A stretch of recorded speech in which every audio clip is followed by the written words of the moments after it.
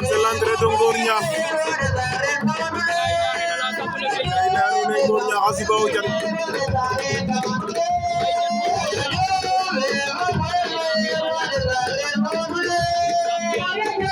Ngor Niakh a siba o jan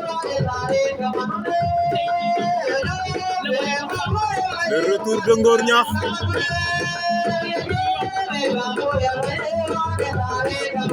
aja ndeysaan leeru ne Ngor Niakh a siba o jan